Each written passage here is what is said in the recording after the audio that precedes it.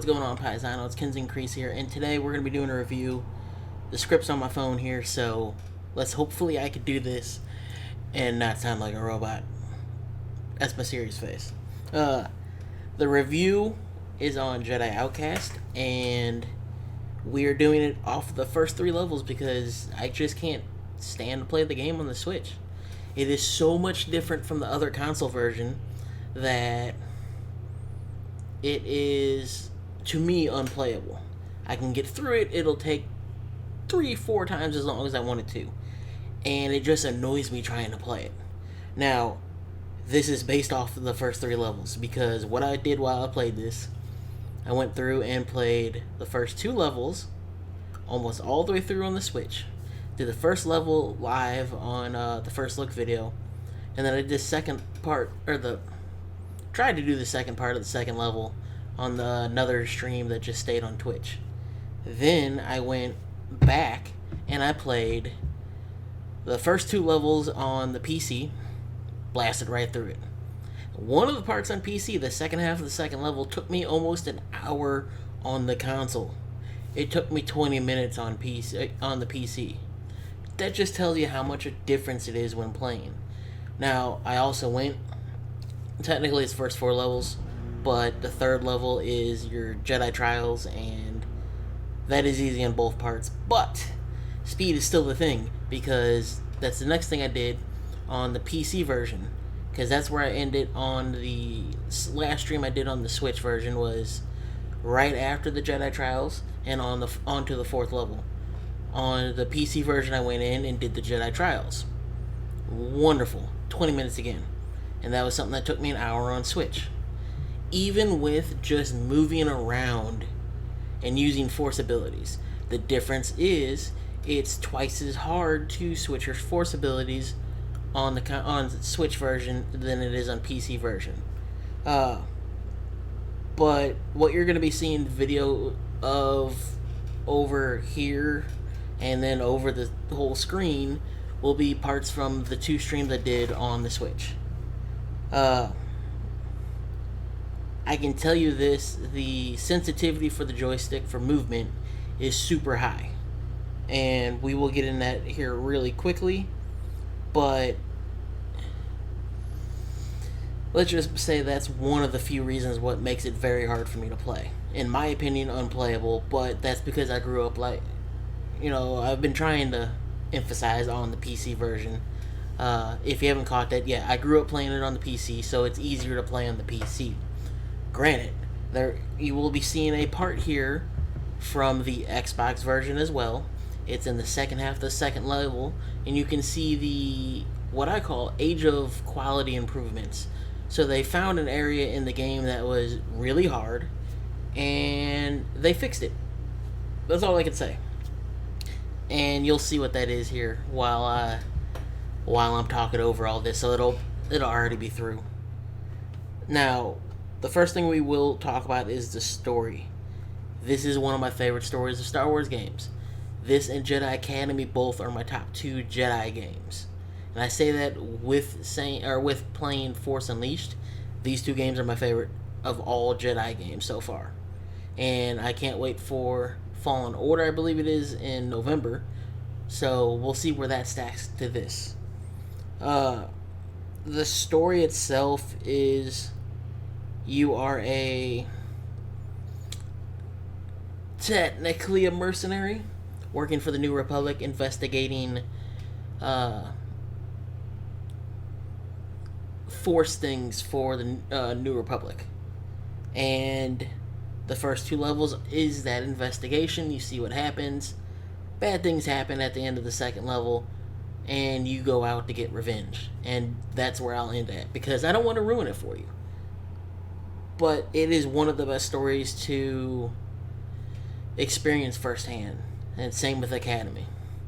Now, if you're interested in Academy, you can see it on my YouTube channel, full Let's Play of it, on the PC. And I will be redoing that in the future, I think, because when I did it, my internet was acting up, and there's a couple parts that dropped in quality, and I really want to play through it with a different style of lightsaber. With that said, we are moving on to controls. Controls match the console version almost precisely. There's a few differences, but let's name off the controls first. First off, left and right stick. Left stick is your movement, right stick is your camera. A is jump, B is quick assign, and quick assign can be equipment, item, or force power. Y is interact with the world around you, so hit switches, call elevators. X is use item. L1 is use force. L2 is alternate fire. R1 is lightsaber, so it pulls your lightsaber out, does not turn it off. That's weird. Does not turn off your lightsaber. And change stance. And there's a part in the second stream where I got my lightsaber like, why can't I change my stance? I just changed my stance.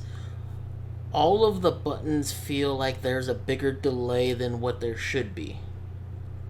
And I can't explain it. I don't know really how to explain that. L2 is primary fire. L3 is crouch. R3 is recenter camera. D-pad up is select force. D-pad left and right is select weapon. And D-pad down is select equipment. In the equipment slot, that is where you get the canisters, I think they're called. That's how you refill your health without finding health packs. Then you have binoculars and light enhancement goggles. And the main differences between the controls on Switch and on Xbox and GameCube. I'll say Xbox because I don't have the GameCube version, so I can't check that out. But B is saber stance, only saber stance. L3 is use force. R3 is crouch. White and black buttons are to assign item, weapon, or force to those buttons. The biggest difference with the controls, and the thing that helps it out the most, is that the Xbox version has auto aim. That is big. I sent an email out and I asked them if they will be getting auto aim in the future because I knew the Xbox version had that. The company said they are not planning to add that at this time. And like I was saying though, the controls feel not necessarily delayed on purpose, but delayed with how this was ported, I think. When we get to the end of this, I will read through the email that they answer my questions for, so you guys get those answers. So you have a scope of what they said to what I asked. So I'm not going to cover, what they said yet, but just say they said that the controls took them a while to create, and that's what I don't understand is that you wouldn't use the Xbox version because it has the controls built into it already that feel good enough and easy enough that I can actually play it compared to this PC port with them building controls from the ground up to map everything. It's the main thing that's hard for me to play.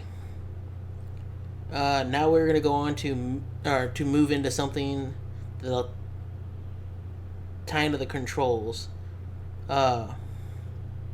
But first off, let's talk about how this is only the single portion of the game. They don't actually have the multiplayer for the game. That is a big miss for me, because this multiplayer is fantastic. It has one of the best maps for a free-for-all fight, I guess you would say. And it's something that I still play, and I played when this got announced, hoping that I was wrong with misunderstanding the announcement for this. And that is, the Bespin Streets level is one of the best best levels to do lightsaber combat on, because you have multiple levels, you have thin walkways, you have a place where you can throw people off the ledge, you have a wide open area in the center where you can have your big fancy flashy duels. The company did respond, which is one of the questions I put in the review, unlike the controls.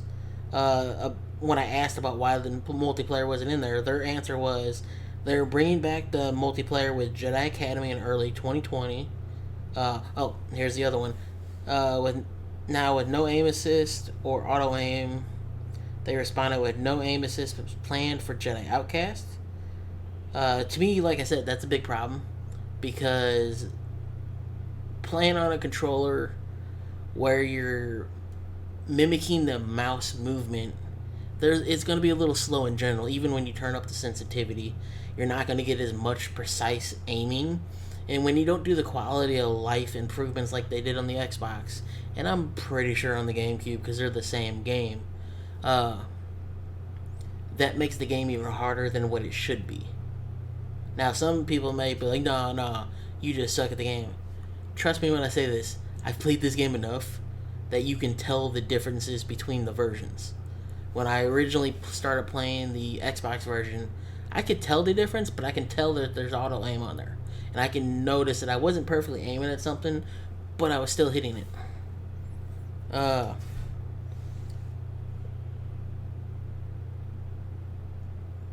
And the thing I put in here now about the controls is this is an older PC game, and a lot of those aren't meant for controllers.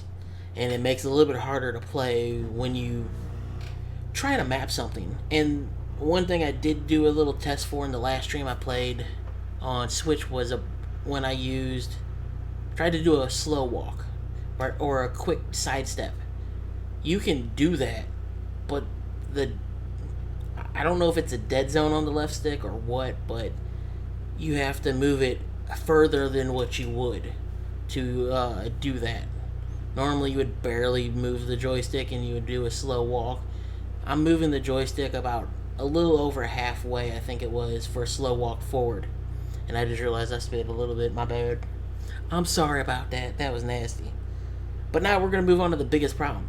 The biggest problem. And you see this in the first part of the game, in the first looks, is when you're playing in widescreen mode, 16:9, the camera zooms in.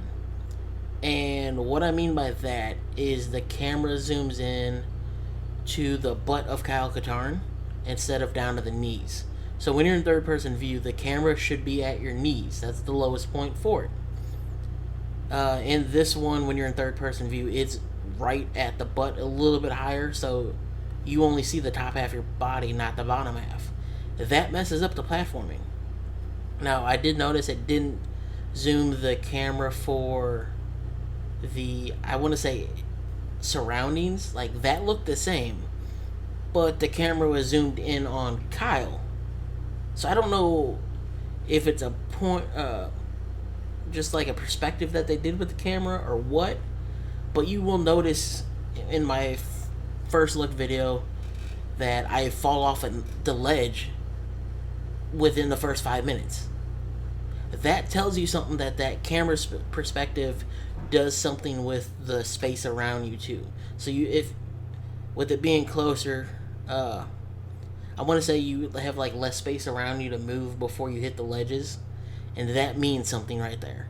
There's another part when I was playing, when I wasn't streaming, that came into a problem as well, and that's in the freezer-like area where you have to jump down, run through the freezer, go through the door, turn it off, work your way back around, and then you come back through, get inside, and you have to like a ledge about yay wide, and if you don't angle it right, you fall off.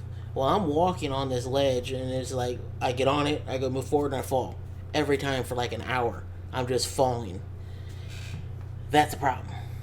So I think the camera, I don't know if it was mistaken, but they didn't upscale the resolution. They zoomed the camera in. That's how I can assume that they did. I have no proof on that yet. If I get proof, I will put a comment in the review saying this is what they said they did with the camera. Now in 4x3 you get the standard camera. It's out far enough and it's easier to do the platforming. That's what I switched to when I was doing the Jedi Trials. And in that area I was messing with the camera, just trying to double check everything. With that said, if you've never played this game, it is only $10. I say give it a try, see if you can play it. If you're somebody who's played this game religiously and are used to playing it on Xbox or PC, don't pick this up. That's that's how I'd suggest it. If you haven't experienced it, I think you can get past the learning curve of the controls and the way that the joysticks are to be able to enjoy this game. But if you have played it and it's wired in your head how the game's supposed to move, I don't think you can. It's worth playing. Then that that's how I feel about it. That's why I stopped playing and am making the review now without finishing the game, because I would rather finish the game fully. But if I can't play the game for more than 30 minutes and get annoyed and still not be done with the level, there's a problem there. Uh, I don't know. It If you want to play this and you want to play the Xbox version of it, I would say get it. And if you have an Xbox One, I believe it's backwards compatible on there, because Jedi Outcast or Jedi Academy is on there for sure, because they gave it away with Games for Gold.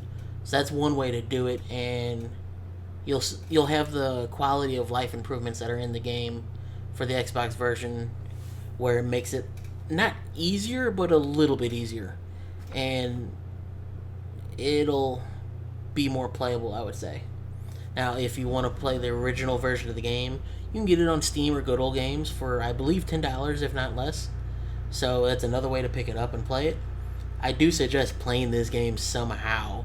It's just, if you've played it before, do not buy the Switch version. It is also on PS4 as well. I forgot about that. So, okay, everybody. So the questions. This is a port of the PC game. I just asked them if it's PC or the console version that they ported over. And regarding the controls, this is their exact words. They spent a lot of time developing the controls for modern controllers. Focusing on the feel, it's challenging to do because lightsaber combat / platforming have to feel good as do the FPS moments. They also had to consider the best options when you're switching between first and third person. It's a tough feat, but they're really happy with how it's landed. Regarding multiplayer, I read this earlier. They said, I'm not sure if you saw that Aspire also announced that Jedi Academy is coming in early 2020, which will bring back the game's much celebrated online multiplayer battles. And no aim assist planned for Jedi Outcast. And not sure if... Oh, this is another thing they told me is they're not sure if I saw this update, but they are adding aim inversion to the game as we're working on an update, and it should be available on both Switch and PS4 in the coming weeks. So that is their big update that they're doing. So with that said, don't forget to like, comment, share. If you want to help support the channel, here's the links down below. Our Amazon and Audible 30-day trials, Patreon links, and a Stone Age gamer who is having a sale. There it is. They're having sales during the month of October, and it's their Trick or Treat promotion. The promotion gives everyone who orders a 50% chance of winning a treat. Store credit ranging from $2 to $250, or a 50% chance of being tricked. No credit. It's something they have done for years, and customers really seem to like it. So don't forget to check that out, and have a wonderful night. Thank you for joining me on this review, and hopefully you find a way that you can enjoy to play this game. Peace out, everybody.